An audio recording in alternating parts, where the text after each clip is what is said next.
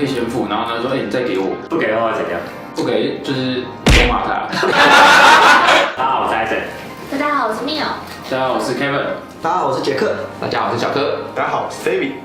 大家应该都听过男生理性，女生感性，男生玩机器人，女生喜欢玩洋娃娃，这样很有性别偏见，还有性别刻板印象的叙述。今天想要带着大家玩新的东西，叫做刻板印象大挑战。我会列出5个关于男生的刻板印象，然后看看女生眼中的男生是什么样子。希望借由这个男女生都在的时间，我们可以更加认识男生女生的看法，然后撕开我们不喜欢的刻板印象标签。第一题，男儿有泪不轻弹，你觉得是这样吗？是的话请举圈，不是请举叉。3、2、1，请举牌。这样会有点辛苦，就是你有一些难过的情绪，它没办法释放出去，那你一定会变得就比较愤怒啊，或者是你也比较冷漠。然后我觉得这样子没有比较好啊。家人啊和亲密关系在互动的时候，你一定会非常的难跟人有好的、更深入的连接。第2题，男生都是小头思考的生物。3、2、1，请举牌。这2个不是很诚实的人。我觉得男人都是以小头思考为主啊，那个生理上面的因素影响，很多事情最终的目的都是一样的，这个起心动念都是从这个目的是什么？短暂的娱乐吗？短暂浪漫。色色的事情，就是色色的，也不一定，但是有时候是并有在后面整个傻眼。第3题，男生都喜欢请客。3、2、1，请举牌。只有 Kevin 一个人是圈内。啊？谢谢 Kevin。我去解释，30分钟前才有一个人在那边请饮料的。跟对象或是跟工作上的合作伙伴吃饭，分钱这动作是非常浪费时间，而且非常尴尬的。请客的体验是比较好的，可以先付，然后呢说，你再给我，不给的话怎样？不给就是咒骂他。我觉得男人爱请客只是为了那个好的结果，所以做这件事情。如果结果没有很好啊，怨恨值就会很高。我们算了，我们花多少钱？应该到哪？他是有对照表是吗？时间点 Uber 的钱多少钱？买面食19块。男生不是爱请客啊，会请客的原因通常都是面子问题，还有避免麻烦。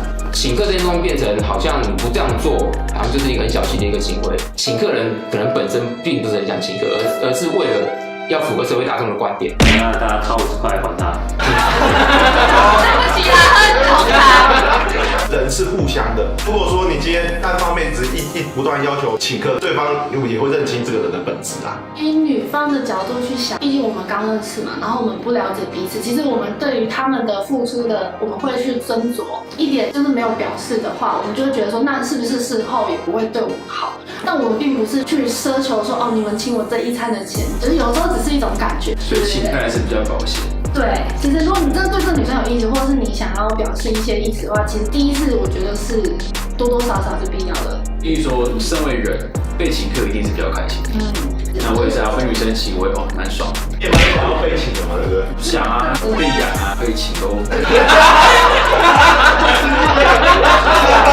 下一题，男生都很臭，你觉得是这样吗？3、2、1，请举牌。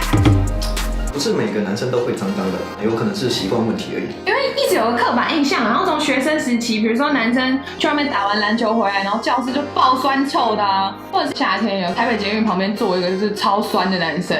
你要还是转回来好了。我觉得，像我们现在其实如果真的流汗的话，其实我们还是会用那种止汗剂。以前小时候的时候，其实没有人教我们这一段，所以我觉得这其实跟教育有关。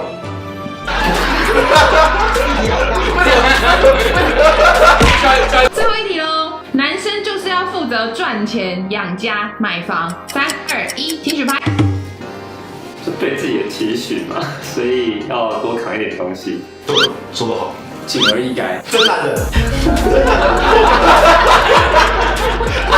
我们过年的时候要给红包啊，按意是说你的事业有没有比较成功。我记得我阿公啊，在过年的时候每次给我们600，然后我舅舅每次都给1000，然后我就会跟你说阿公大孙哎。女生养家其实也蛮厉害的。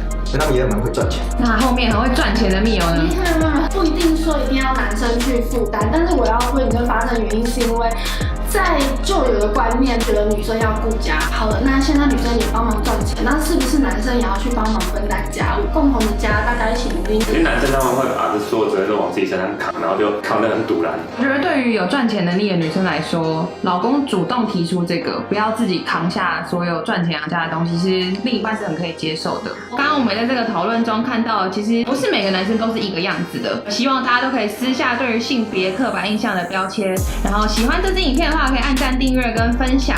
如果觉得这个刻板印象大挑战才太好笑，也可以留言给我们。那我们下次见啦，拜拜。